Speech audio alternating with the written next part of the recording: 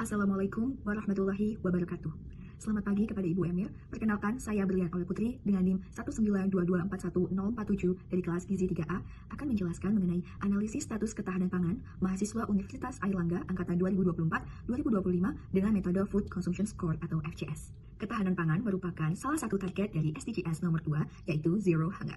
Akan tetapi, Indonesia masih kesulitan untuk mewujudkan ketahanan pangan ini, sebab menurut data IKP tahun 2024, terdapat beberapa daerah yang masih mengalami kerawanan pangan tinggi, khususnya di Indonesia Timur.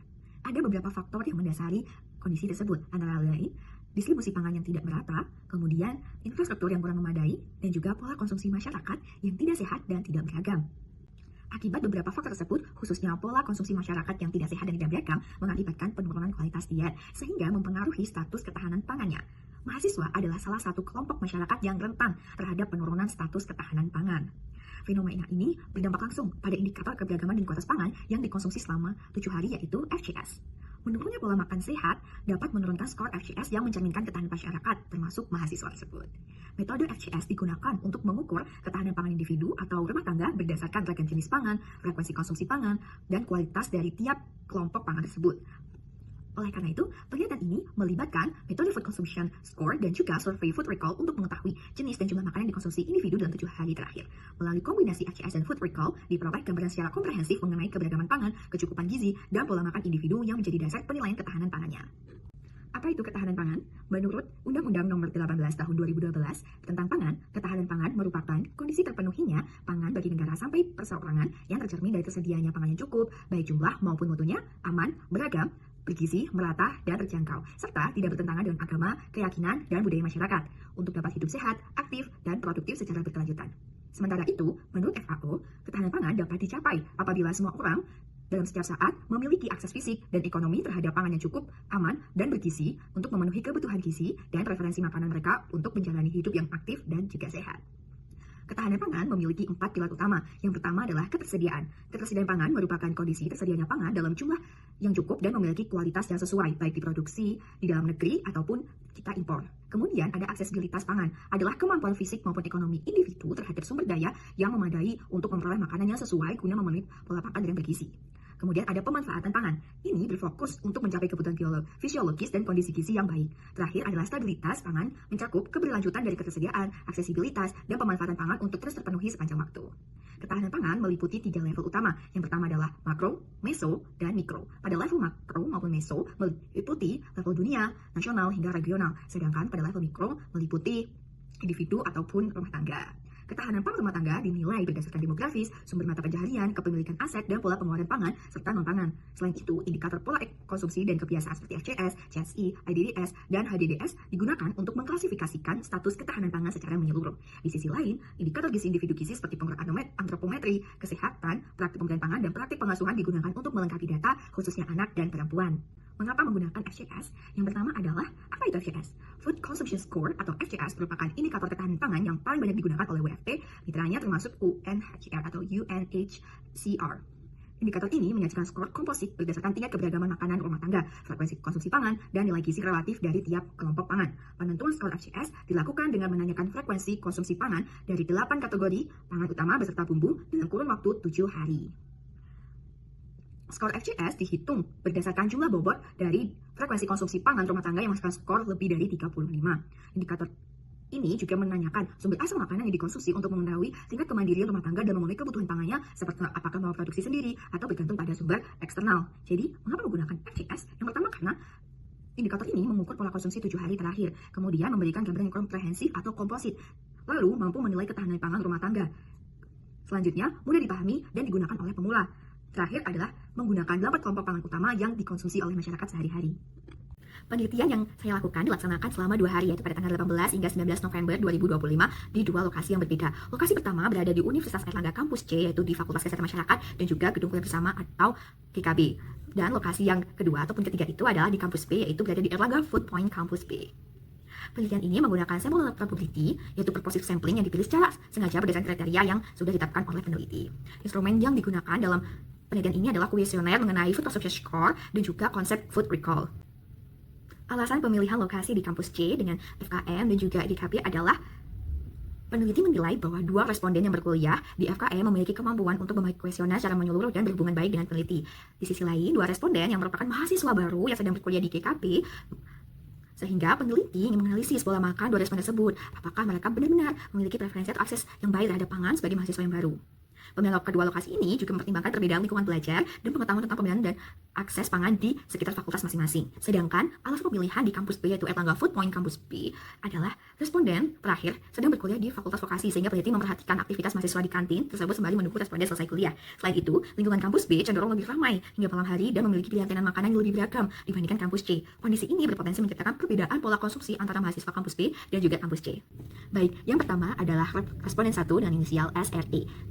Dia berkuliah di program studi S1 Kesehatan Masyarakat berjenis kelamin perempuan berusia 19 tahun, tinggal dengan orang tua, memiliki berat badan 50 kg, tinggi badan 154 cm, dan memiliki uang saku bulanan sebesar kurang dari Rp500.000.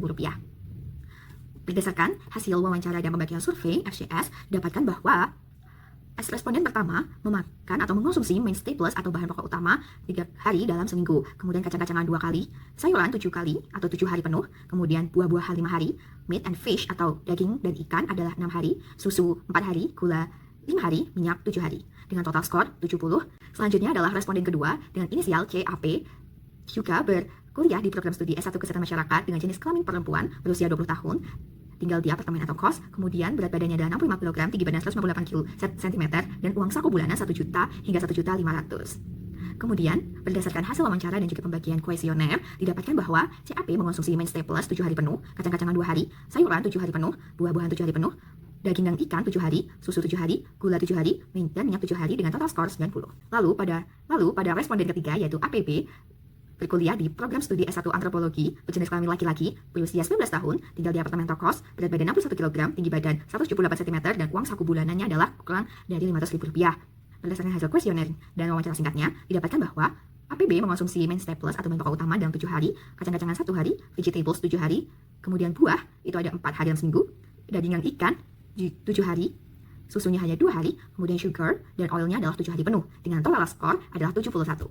Selanjutnya adalah responden keempat dengan inisial MFI di program studi S1 Antropologi berjenis kelamin laki-laki berusia 19 tahun, tinggal dengan orang tua, memiliki berat badan 56 kg, tinggi badan 170 cm, uang saku bulanan Rp500.000 hingga 1 juta. Berdasarkan hasil FCS-nya didapatkan bahwa MFI mengonsumsi bahan pokok utama 7 hari penuh, kacang-kacangan sama sekali tidak, kemudian sayuran 7, fruit atau buah-buahan tidak sama sekali, kemudian ikan dan daging 7 hari penuh, susu hanya 2 hari, sugar 5 hari, dan minyak 7 hari dengan total skor 63.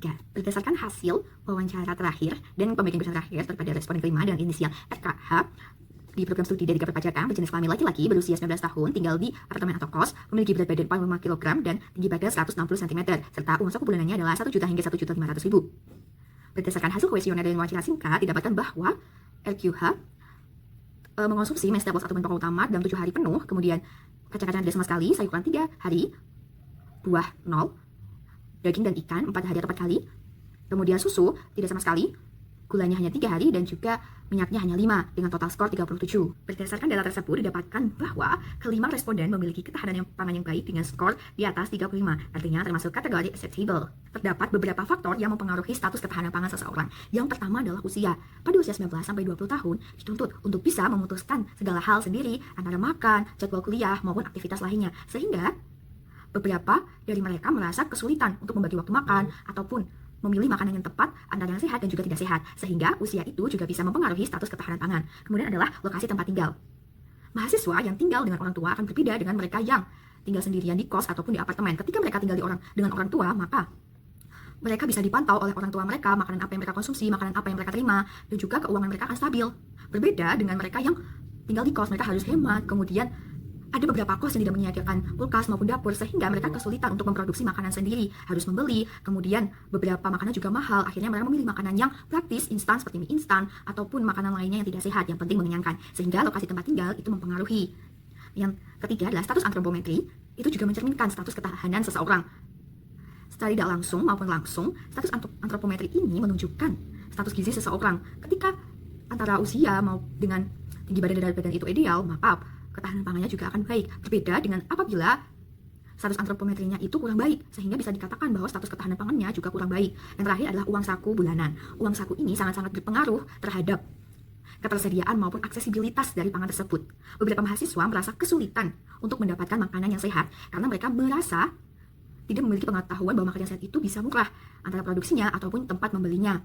Dengan uang saku tersebut, mereka memilih untuk membeli makanan yang instan, murah, dan juga mengenyangkan yang banyak kalorinya.